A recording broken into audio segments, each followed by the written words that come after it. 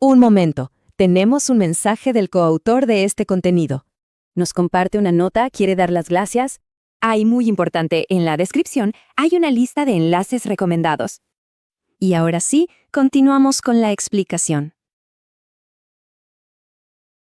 Bien, vamos a meternos de lleno en un tema fascinante. Miren, hay ciertos conceptos en programación que de verdad marcan un antes y un después en la carrera de un desarrollador. La metaprogramación es sin duda uno de ellos. Y no solo una técnica, es un cambio de mentalidad que separa a quienes simplemente usan un lenguaje de quienes realmente lo dominan. Pensemos en esto por un segundo. ¿Qué pasaría si el código que escribimos tuviera la capacidad de generar, analizar y transformar otro código, mientras todo está funcionando? Esa es la pregunta central que nos abre la puerta a un universo de posibilidades. De eso, en esencia, es de lo que vamos a hablar hoy. Ok, vamos a ponerle nombre y apellido. La metaprogramación es, en pocas palabras, el arte de hacer que nuestros programas operen sobre otros programas, o incluso sobre sí mismos, como si fueran, pues, simples datos. Y aquí está la idea que lo cambia todo. El código deja de ser solo un conjunto de instrucciones fijas, y se convierte en algo maleable, en material de trabajo. Para entender la práctica, primero tenemos que asimilar la filosofía que hay detrás. Y todo comienza con un cambio fundamental en cómo vemos nuestro propio código. Cuando uno empieza, es normal ver el código como algo rígido, ¿no? Como una receta que la computadora tiene que seguir al pie de la letra. Pero con la experiencia, esa visión cambia. Empezamos a verlo más como si fuera arcilla, una estructura que podemos moldear, construir y hasta desarmar para crear soluciones mucho más abstractas y elegantes. Ese es el salto mental clave para la metaprogramación.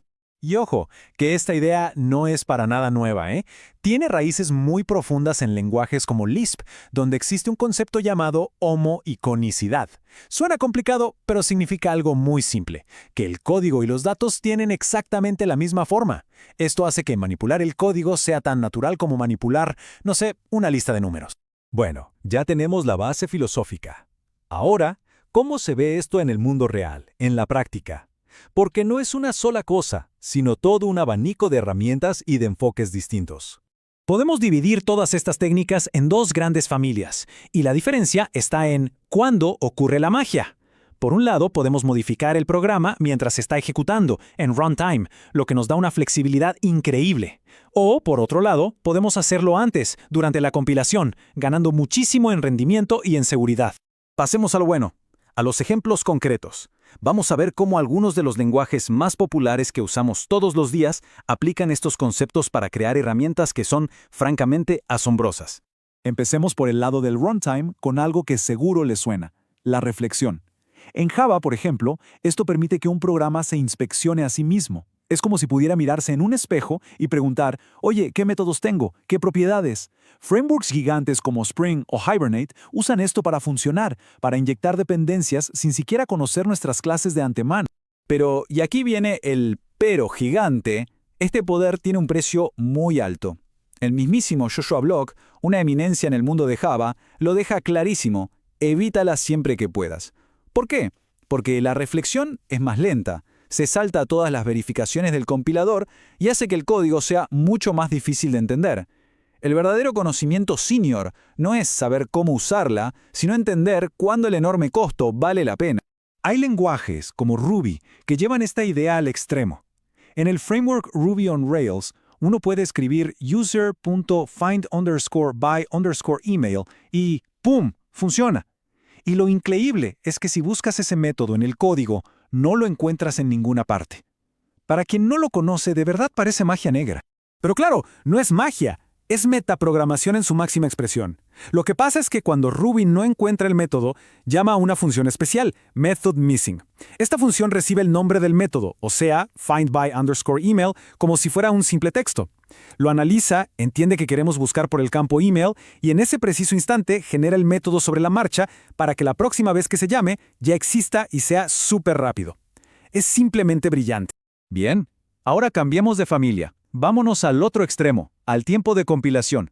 Un gran ejemplo es Rust.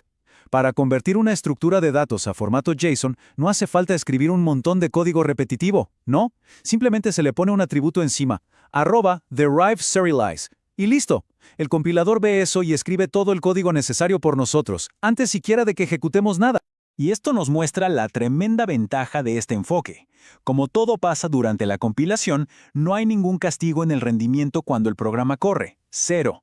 El código que se genera es tan eficiente como si lo hubiéramos escrito a mano, pero con la tranquilidad de que el compilador ya lo revisó todo y nos asegura que no hay errores de tipo.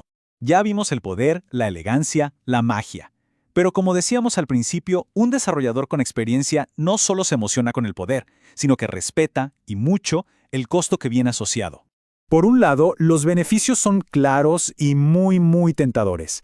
Escribimos menos código repetitivo, podemos crear interfaces de programación súper expresivas, ganar rendimiento y construir frameworks increíblemente flexibles. Son las razones por las que estas herramientas existen y por las que nos llaman tanto la atención.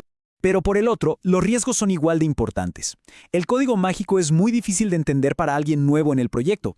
Depurar un error se puede convertir en una verdadera pesadilla, con mensajes de error que no apuntan a nuestro código, sino a las entrañas del framework. Y encima, nuestras herramientas del día a día, como el autocompletado, muchas veces dejan de funcionar, quitándonos una red de seguridad importantísima. Entonces, ¿qué hacemos? ¿Cómo decidimos cuándo usar esta magia y cuándo no? Esta nos lleva al punto culminante de nuestro recorrido. La sabiduría de saber no solo cómo usar estas herramientas, sino, y esto es lo más importante, cuándo usarlas. Y aquí está, la regla de oro. Si al estar escribiendo la lógica de negocio de una aplicación se siente la necesidad de recurrir a la metaprogramación, hay que frenar. Es casi una garantía de que existe una forma más simple y más explícita de resolverlo. Pero, si se está construyendo una herramienta, un framework, una biblioteca que va a ser usada por muchísima gente, ahí es donde la metaprogramación brilla, porque nos permite esconder la complejidad para ofrecer una interfaz simple y potente. Al final, entender esto de verdad transforma la manera de pensar. Se deja de ser simplemente alguien que usa el lenguaje para convertirse en alguien capaz de extenderlo, de adaptarlo a un problema específico. Se pasa, en cierto modo, de ser programador a ser un arquitecto del lenguaje. Y con esto llegamos al final. La verdadera señal de maestría no es usar estas técnicas por todos lados, sino cultivar el criterio para saber exactamente en qué punto el poder que nos dan justifica el costo que pagamos.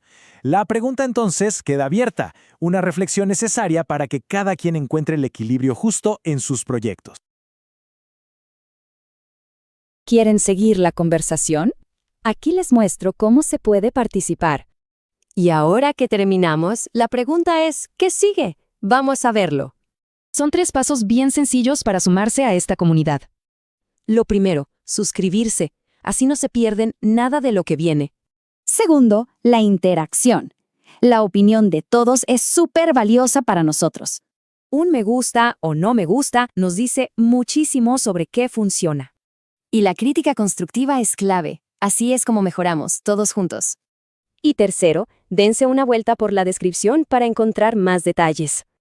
Ahí hay enlaces y recursos muy buenos recomendados por el coautor. Ahora la decisión es suya. ¿Cuál será el primer paso?